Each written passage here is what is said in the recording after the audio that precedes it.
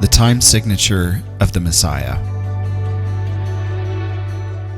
A combination of dates, days, times, and events that were meticulously crafted into the appointed times thousands of years ago.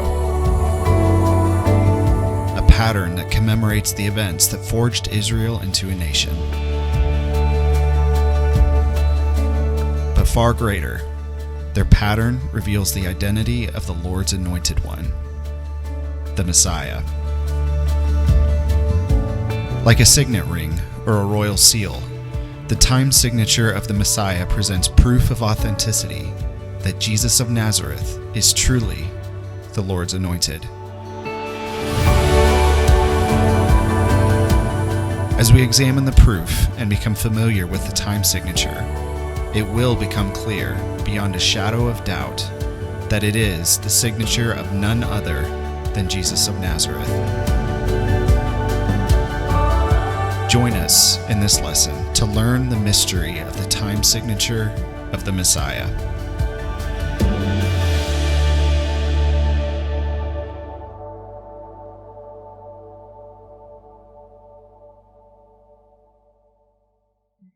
Welcome to the Messiah Beyond a Shadow of Doubt.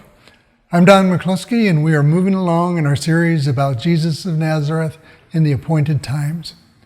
In this lesson, we're going to begin our exploration of the Jewish holy days that are also known as the appointed times. And we're going to learn some things that every student of the Bible should know. We're going to dive into the spring appointed times, which consist of Passover, the Feast of Unleavened Bread, First Fruits, and the Feast of Weeks, which is also known as Pentecost. In this lesson, we're going to cover only the first two spring appointed times, Passover and the Feast of Unleavened Bread, and we'll explore First Fruits and Pentecost in the next lesson. As we study these special days, we see that they form a very interesting phenomena that we refer to as the time signature of the Messiah, where the specific timing of these events, along with their meaning or substance, create a shadow of future activities of the Messiah. Remember that Paul makes this connection in Colossians 2:16 and 17 when he refers to festivals, new moons, and Sabbath days. Now I want to emphasize that it is the spring appointed times that form this time signature. And as we learned in the Tracking Time in Israel lesson, the spring appointed times begin in the first moon or month of the Jewish year, which is in the March-April time frame, which is, of course, in the springtime in Israel. So let's dive into the spring appointed times to see what we can learn. Recall that the appointed times are listed in chronological order in the 23rd chapter of Leviticus. So we'll refer to this chapter as our starting point or launch point for each appointed time. Verse 4 of Leviticus 23 says, "These are the appointed times of the Lord, holy convocations which you shall proclaim at the times appointed for them." The next verse says, "In the first month, on the 14th day of the month, at twilight, is the Lord's Passover." So we learned some very important timing information about Passover from this verse. First of all, it occurs in the first month, which we learned from Tracking Time in Israel is called Abib. We also learned that Passover is observed on the 14th day of the month at twilight. So let's put this date on a timeline. We'll put the 14th right there. Now the verse also tells us that Passover is at twilight. So let's use this image to represent nighttime and daytime on our timeline. The black section of the image represents nighttime and the blue represents daytime. And we'll put a red line right around 3 o'clock p.m., which is the 9th hour, to indicate twilight on Passover, and then move it to our timeline. You probably remember from the Tracking Time in Israel lesson that Moses' words were actually between the two evenings rather than twilight. And the Tracking Time in Israel booklet explains why that most likely means between 3 p.m. and sundown, which means that the Israelites had several hours, the time between 3 p.m. and sundown, to prepare the Passover lamb. So here we have it, our first appointed time on our timeline. Exciting, isn't it? It's very simple, too. But what were the people supposed to do on Passover? What was it all about? Well, that's an excellent question, but that information was not provided in Leviticus 23. So where do we find it? Well, as with all the appointed times, we need to explore the other writings of Moses: Genesis, Exodus, Leviticus, Numbers, and Deuteronomy, the first 5 books of the Bible, to find those answers. But don't worry, I've already compiled lists of related passages in those books for each appointed time and included them in the appendix of the Messiah book to make it easier for you to explore them on your own. So let's begin with the first of those passages, which is the story of Israel's exodus from Egypt, which begins in the 12th chapter of Exodus. If you have a Bible, you might want to turn to Exodus 12 and follow along. So let's bring things together and connect this appointed time, Passover, with the historical background that we briefly discussed in our previous lesson. Do you remember how Moses had a heated exchange with Pharaoh because Pharaoh would not release the Israelites from slavery in Egypt? And Moses gave a prophetic threat, saying that the Lord will soon go into the heart of Egypt around midnight, and all the firstborn in the land of Egypt shall die. And that brings us full circle to Passover. In the very next chapter, Exodus chapter 12, the Lord gave instructions to the Israelites that would keep the plague from affecting them. Now I should point out that this plague would have affected the Israelites as well as the Egyptians if the Lord hadn't provided a means of protection for them. In verse 13 of Exodus 12, the Lord said, "I will pass over you," which is the origin of the name, "and no plague will befall you." So what was this protection that would cause the destroyer to pass over the homes of the Israelites? Well, let's look at the details in the Bible and see what we can learn. In Exodus chapter 12, verse 3, the Lord said to Moses, "Speak to all the congregation of Israel, saying, on the 10th of this month, they are each one to take a lamb for themselves, according to their father's household, a lamb for each household." So he begins by telling them to take a lamb for each household on the 10th of the month. So let's put a 10 on our timeline with the 14th. And just for simplicity, we're going to refer to this event as Corral the Lamb. So on the 10th of the month, 5 days before Passover, the Israelites were supposed to corral the lamb, 1 lamb for each household. Now, what was the reason for corralling it? It was so they could observe it for its purity, to make sure that it was worthy to be a sacrifice. And you're probably wondering, what would make it worthy or unworthy? So let's continue to read in Exodus 12 to learn the requirements about the lamb. It says, "Your lamb shall be an unblemished male, a year old. You may take it from the sheep or the goats." So notice first of all that it must be a male, a year old, and it may either be a sheep or a goat. But what about the unblemished part? What do you think that means? You may be interested to know that it has nothing to do with the color of its coat or the spots on its coat.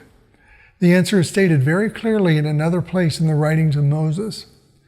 In Leviticus 22, verses 22 to 24, we find a list of things that cause a sacrifice to be blemished or impure and not accepted. It tells us if the animal is blind, has bone fractures, maimed, has running sores, eczema, scabs, or injured testicles, then it is considered to be blemished and may not be used as a sacrifice. Okay, so they've corralled their unblemished male lamb. What's next? Well, verse 6 says, "You shall keep it until the 14th day of the same month. Then the whole assembly of the congregation of Israel is to kill it at twilight." The 14th of the month at twilight. Now you see how this connects with the appointed times from Leviticus 23, which tells us that Passover is on the 14th day of the month at twilight. Verse 7 says, "Moreover, they shall take some of the blood and put it on the 2 doorposts and on the lintel of the houses in which they eat it. And that is the sign that will protect the Israelites from the destroyer, displaying the blood of the lamb on the 2 doorposts and on the lintel." Exodus 12:23 says, "For the Lord will pass through to strike the Egyptians, and when he sees the blood on the lintel and on the 2 doorposts, he will pass over the door and will not allow the destroyer to come into your houses to strike you. So that is the purpose of the sign. That is the reason the Passover lamb had to die. Now let's take a look at the next verse to see what they're supposed to do with the lamb. The next verse in Exodus 12 says, "They shall eat the flesh that same night, roasted with fire, and they shall eat it with unleavened bread and bitter herbs." Did you notice that? It says that same night. That means when the sun went down and it's a new day, no longer the 14th. It's now the 15th. So that is actually referring to the next appointed time, which is the Feast of Unleavened Bread. So let's return to Leviticus 23, which is our launch point chapter, to the verse that immediately follows Passover. Verse 6 says, "Then on the 15th day of the same month, there is a feast of unleavened bread to the Lord for 7 days." You see, the Feast of Unleavened Bread begins with the meal of the Passover lamb. The people prepared the Passover meal on the afternoon of the 14th and ate it the same night, which was the 15th. So let's put this on our timeline. Once again, verse 6 says, "For 7 days you shall eat unleavened bread." So the Feast of Unleavened Bread begins on the 15th and ends on the 21st, lasting 7 days. So there we have our second appointed time. Once again, pretty simple. No mysteries here. The first appointed time is Passover on the 14th, and the second is the Feast of Unleavened Bread on the 15th for 7 days. Let's see what else we can learn about this appointed time. Let's continue reading verse 7 of Leviticus 23. "On the first day you shall have a holy convocation. You shall not do any ordinary work, but shall present a food offering to the Lord for 7 days. On the 7th day is a holy convocation. You shall not do any ordinary work." Okay, so on the first day you shall have a holy convocation. What is a convocation? Well, a convocation would be like a religious gathering, or perhaps we would call it a worship service. But he also says, "You shall not do any ordinary work." Does that sound familiar? He's declaring the 15th, the first day of the feast, as a Sabbath, a high Sabbath day. So this is our first high Sabbath in the Jewish year. Notice that he says the same thing about the 7th day, a holy convocation, and you shall not do any ordinary work. So he's also declaring the 7th day of the feast, the 21st of the month, as a high Sabbath day. These are the first of our 2 high Sabbath days of the Jewish year. So let's put these 2 high Sabbath days on our timeline, one on the 15th and one on the 21st. During these 7 days, the Israelites were forbidden from eating anything with leaven during the entire feast. Now, just so you know, leaven is yeast. It's the ingredient that makes bread dough rise. And without leaven, bread would be flat, and it's sometimes called flat bread. The Israelites were not allowed to have any leaven in their homes or even in their territory during the Feast of Unleavened Bread. The same is true for modern times with Jewish people. No leavened bread, no donuts, no pretzels, cakes, muffins, croutons, alcoholic beverages that contain leaven, no leaven anything, no leaven whatsoever. If it sounds like it might be a little bit difficult, then you're thinking on the right track. The Feast of Unleavened Bread was to represent the affliction of Israel during the Exodus. Now, we already learned from Exodus 12:8 that the Israelites were supposed to eat the lamb roasted with fire. They were to eat it with unleavened bread and bitter herbs. So let's look at some of the other requirements that Moses gave. He said, first of all, to eat it roasted with fire. Do not eat any of it raw or boiled with water. Both its head and its legs, along with its entrails, which are its inner parts, none of it should be left until morning. All that remains should be burned with fire. Very detailed rules. And you are not to break any bone of the lamb. That's very interesting. You're not to break any bone of the lamb. You remember when Jesus was on the cross? It was getting late, and the people did not want the bodies on the cross after sundown because it was a Sabbath day. So soldiers were sent to break the legs of those on the crosses so they would die before the Sabbath came at sundown.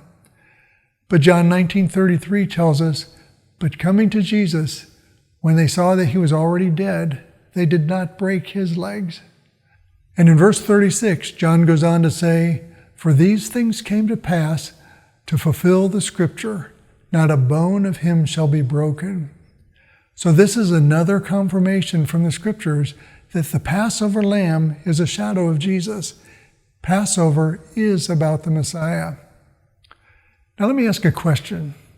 What is the meaning or significance of unleavened bread?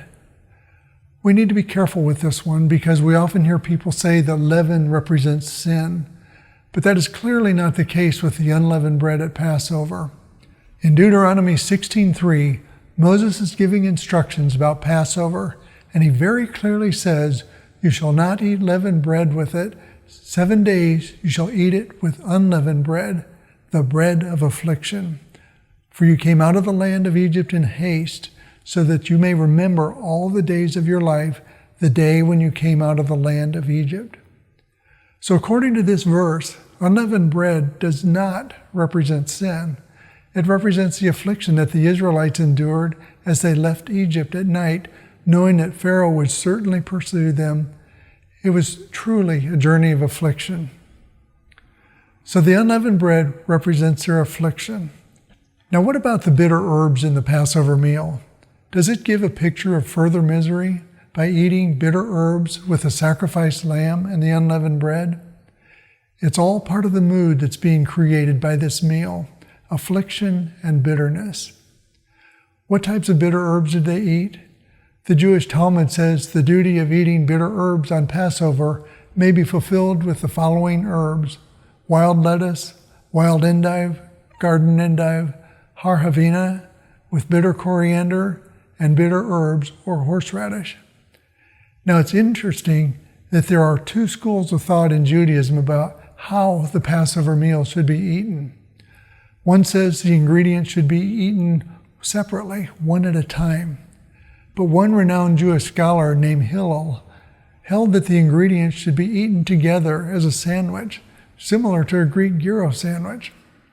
But once again, consider the picture that is created by the Passover meal: a dead lamb sacrificed, the bread of affliction, and bitter herbs.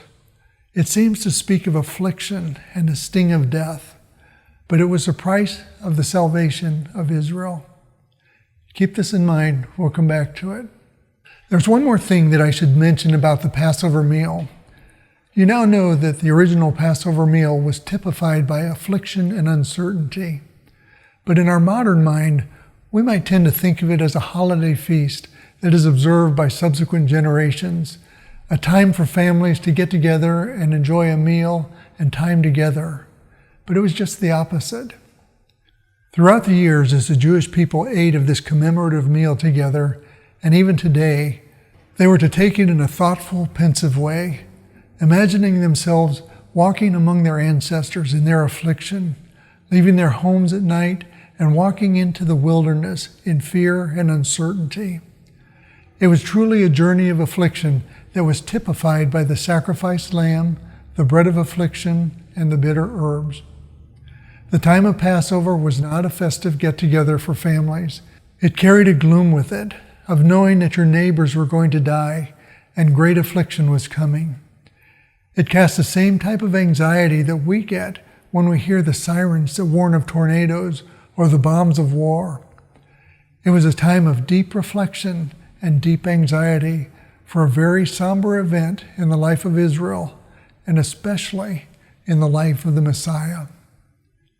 As we continue to read in Exodus, Moses told the people, "You shall eat it in this manner, with your loins girded," which means fully dressed, "your sandals on your feet, and your staff in hand. And you shall eat it in haste, for it is the Lord's Passover. For I will go through the land of Egypt on that night, and will strike down all the firstborn in the land of Egypt, both man and beast. And against all the gods of Egypt I will execute judgments. I am the Lord. The blood shall be a sign for you in the houses where you live, and when I see the blood, I will pass over you, and no plague will befall you to destroy you when I strike the land of Egypt. Now let's jump forward to verse 29 of Exodus to see what actually happened.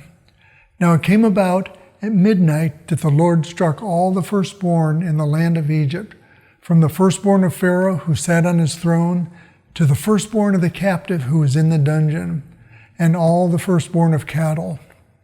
Pharaoh rose in the night, he and his servants and all the Egyptians, and there was a great cry in Egypt, for there was no home where there was not someone dead.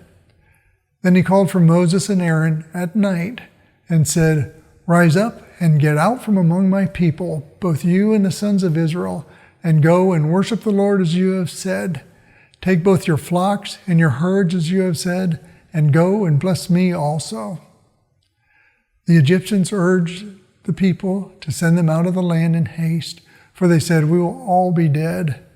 So the people took their dough before it was leavened, with their kneading bowls bound up in their clothes on their shoulders. And so the journey of affliction began. Mount Sinai was their destination, the mountain of God, where the Lord met with Moses through the burning bush. They were led by a pillar of fire at night and a pillar of cloud by day. So let's place the beginning of the Exodus on our timeline. The passage that we just read said the Lord struck the Egyptians at midnight. So the people would have emerged from their homes in the night, sometime after midnight. Now, there's a very interesting passage in the Jewish Talmud. Remember, the Talmud is a written commentary of the oral law by the Jewish people. And it says, on the 14th day of the month of Nisan, also known as Abib, during which month the Israelites went out of Egypt, they killed the Passover sacrifice. On the 15th they went out, and that day was a Friday. Did you see that? They left Egypt on Friday, the 15th, which means the Passover lamb was killed on a Thursday. Keep that in mind. Okay, so here's our timeline with the Passover and the Feast of Unleavened Bread. And the Israelites are on their way to Mount Sinai. It's a nice timeline, don't you think? Clean and simple. Well, I need to prepare you because the timing of the next appointed time, which is first fruits, is not quite as easy to grasp. But fortunately, the answer is readily available in the scriptures, and I'm sure you will enjoy learning about it. I hope this has been a fun and interesting look into the first two spring appointed times for you. I will look forward to seeing you in part 2 of the spring appointed times, where we'll explore first fruits and Pentecost. Thanks for being a part of this series. I'm Don McCluskey, and it's been a joy to bring this information to you.